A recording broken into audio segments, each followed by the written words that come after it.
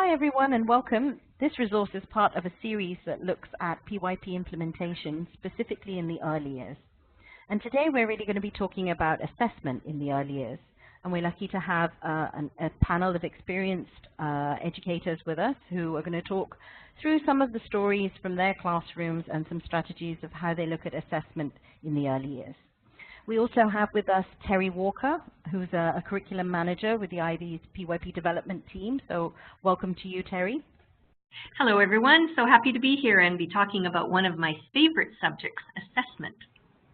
Great. And I'm now going to hand over to our first speaker and change the slides there to Christine to introduce herself.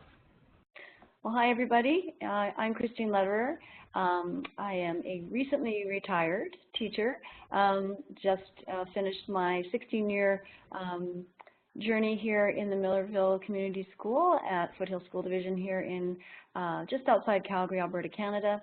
I'm excited to be talking about also one of my favorite subjects, the early years, and I'm delighted to be with everyone today. And I guess I'm introducing Linda too. So our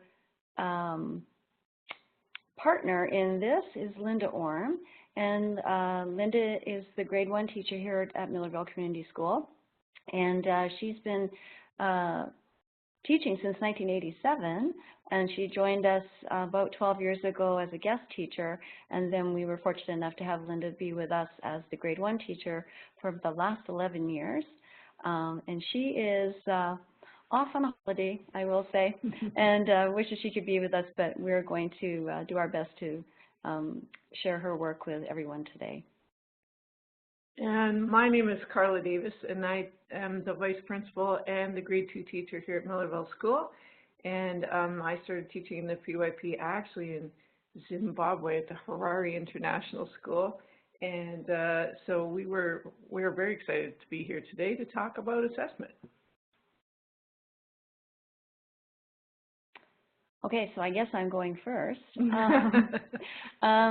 So as a teacher of kindergarten children, they are mostly 4 and 5 years old. And when we begin a unit, I always put up the central idea. I like us to kind of break it down together. So we were working in the unit on how we express ourselves, and our central idea was people communicate feelings and ideas in many ways. And I kind of take a little bit of time to break down the central idea with the children. I think it's important for us to do it in small bites so that everyone has a chance to kind of digest what we're doing. And when we're really looking more deeply at the conceptual side of it, we looked at the word communicate and what it means to be a communicator. And within our discussion, the children came up with some great examples of how people communicate, talking and singing, dancing, using facial expressions, even talking about nonverbal sign language as well, body positions, those kinds of things.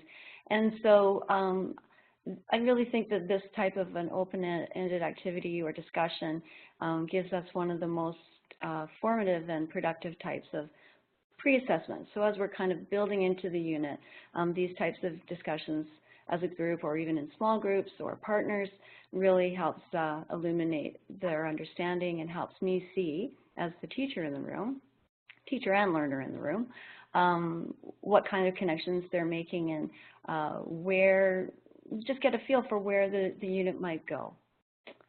And Monita, I think the next slide can sort of show how, as the unit unfolds, we have a classroom bulletin board that's sort of our unit of inquiry board that is very empty at the beginning of a unit.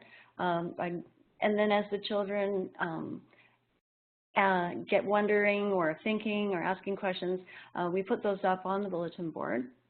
I usually start with my teacher questions, so that I kind of maybe get the ball rolling with the questions that come out of my thinking around the unit. And then we have our wonderings up as the unit goes, and then as we make some connections or children find some answers or ask more questions, we actually put those pieces right up onto the bulletin board. And this board is open and accessible to everyone throughout the unit. It stays up even for a little bit after the unit so that we can kind of come back and reconnect with things if that happens. And I think even adding the artifacts to the board, as you can see from the middle picture in the slide, also gives that kind of concrete connection for some children, and helps other children see those connections as well. For me as the teacher, I think it just helps me see their understanding and helps me see where we might go next and what children are maybe not connecting to the unit and those children that are making deep connections as well. The next slide is from Linda's work in grade 1. Her students are usually about ages 6 or 7. And so this was a unit where we are in place and time where the central idea was really looking at how needs and wants can be met through groups and communities. This is part of the mandated curriculum that we have here in Alberta in grade 1, where children are looking at communities in the past as well as in the present. The children were given some time to play with a variety of building materials. You can see that from the right-hand picture on the slide.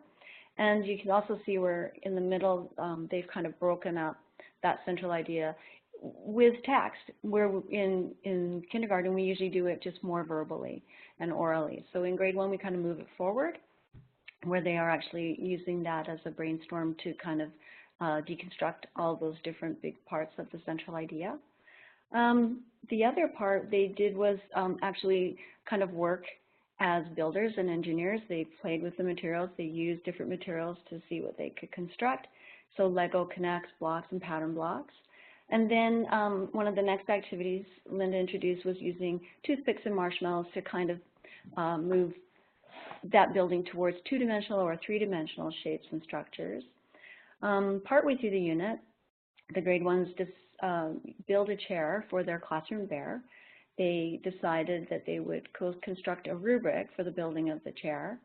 And in our school division, we have categorical descriptors for our rubrics, so beginning, acceptable, proficient, and mastery along that continuum.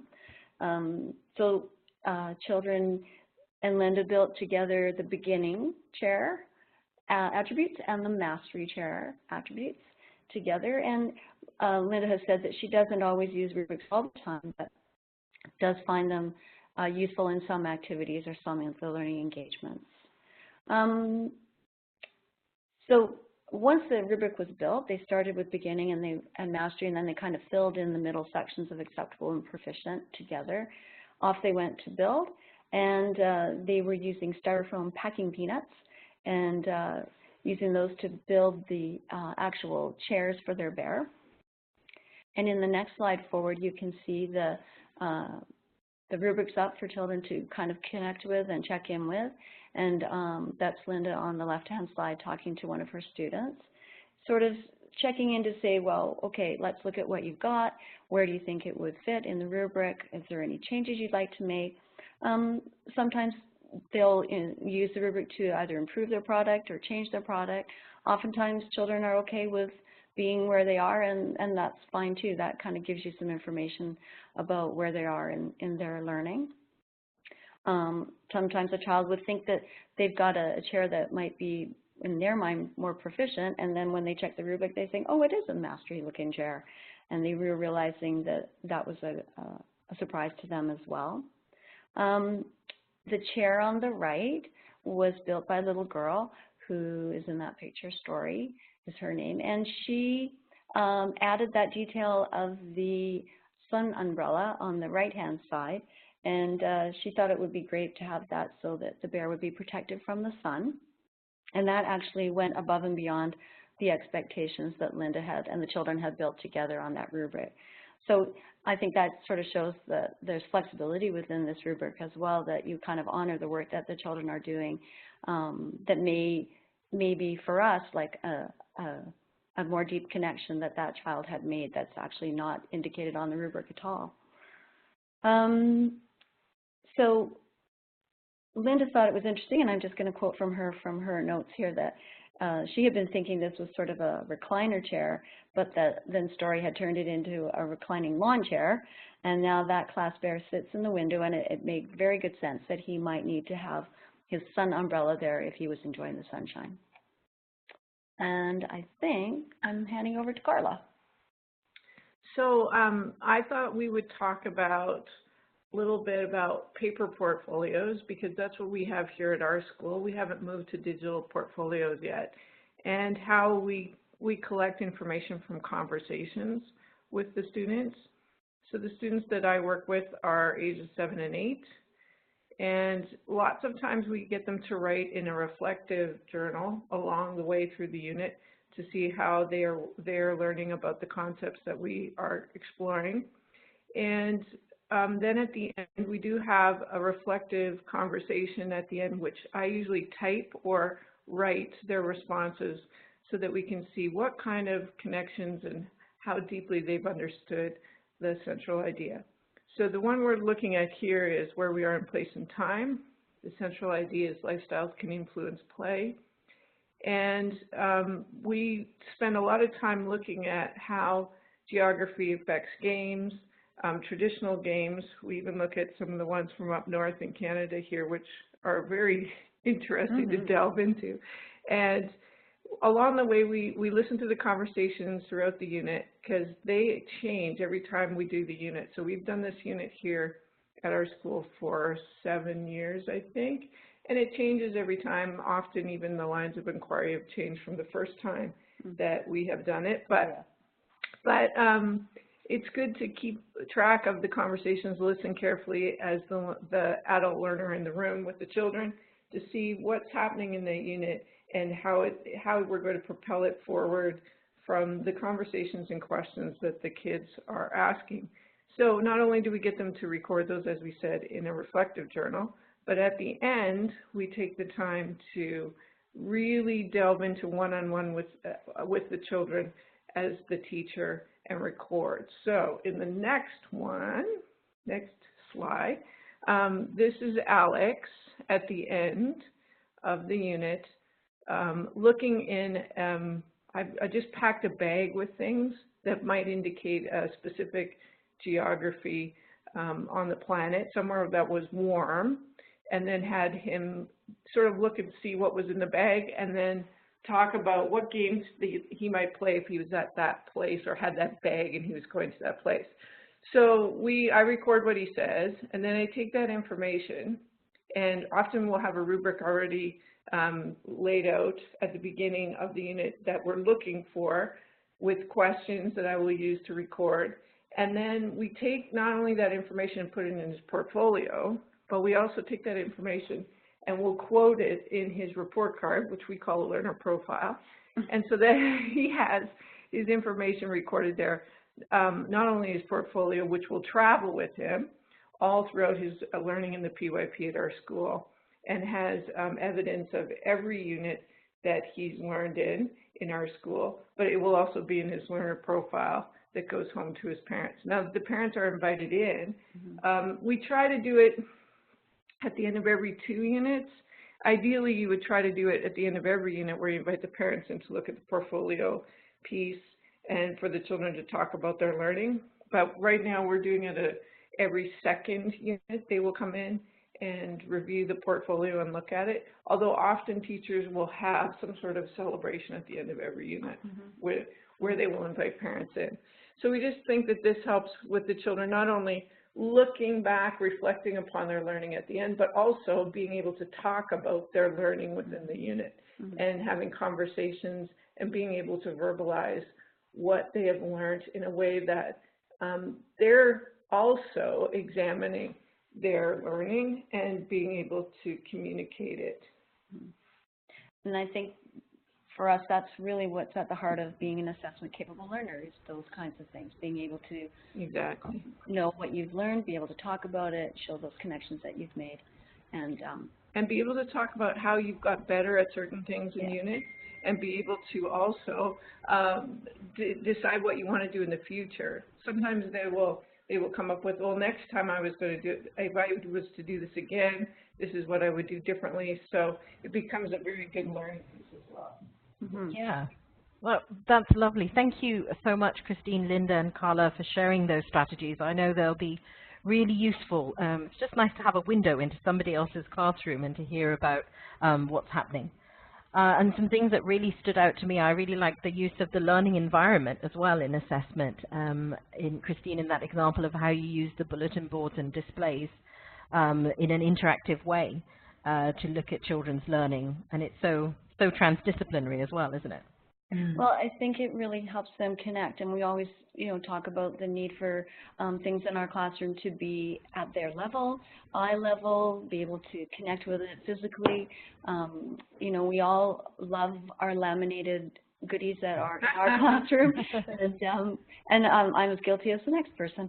But I think what this does is just give those kids a chance to come up and have a look, and of course they have their photographs up there as well, and they love to look at themselves too, and their friends. So I find that a very helpful piece when I'm documenting their learning at the beginning, in the middle, and at the end of a unit, because I think you can see the progression, and it just helps me with my observations and how to document that learning, because that is, one of the most difficult things at this early age, I think.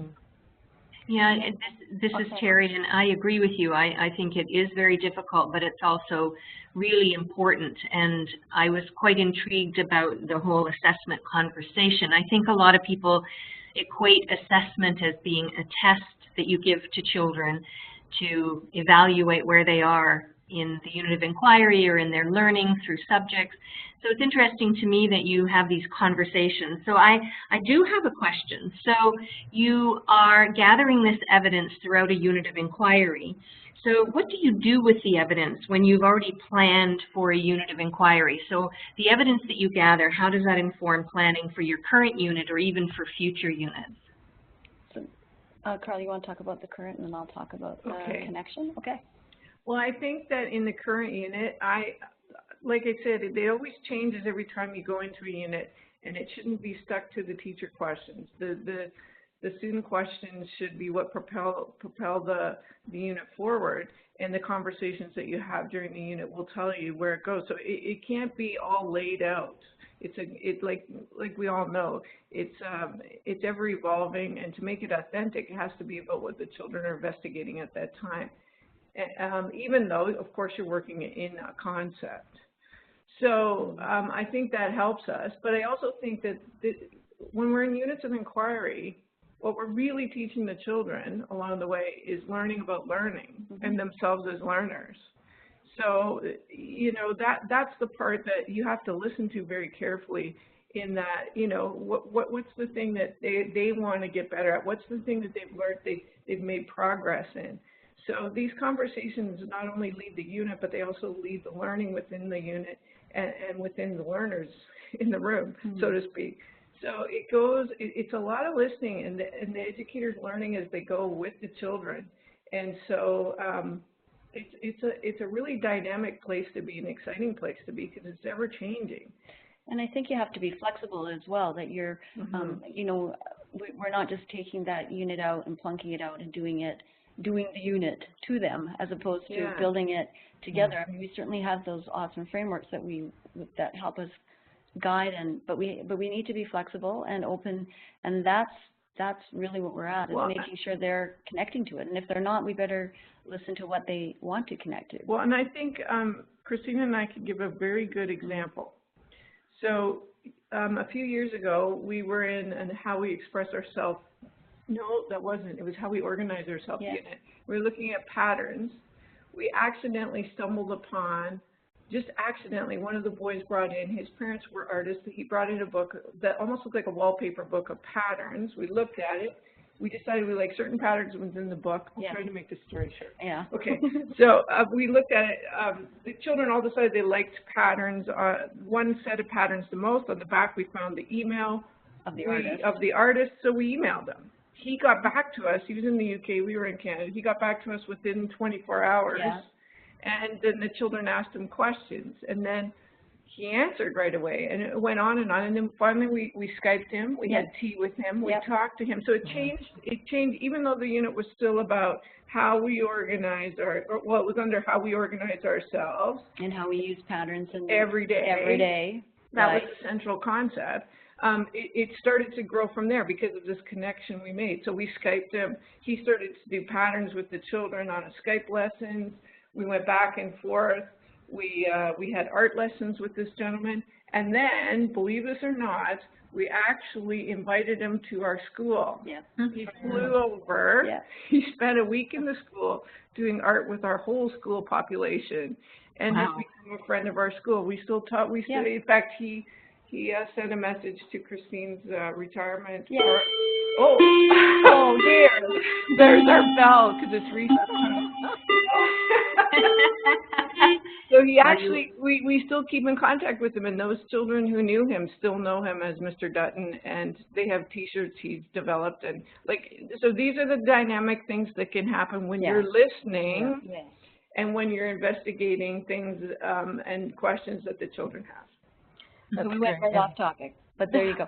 And I would just say, Terry, to connect back to the whole program of inquiry, it's one thing that's really important. And as we have developed our POI over the years, we've tried to find ways that the units will roll out sort of in a nicer, connected way so that kids can make those connections throughout the year, and that they can go back and forth and say, do you remember when we did this, and come back and look at a concept that might, or a set of concepts that we were working with earlier in the year. And I think that's where those touchstones for children are really important to help them deepen their understanding, make the connections, and construct their own learning, which is what it's all about.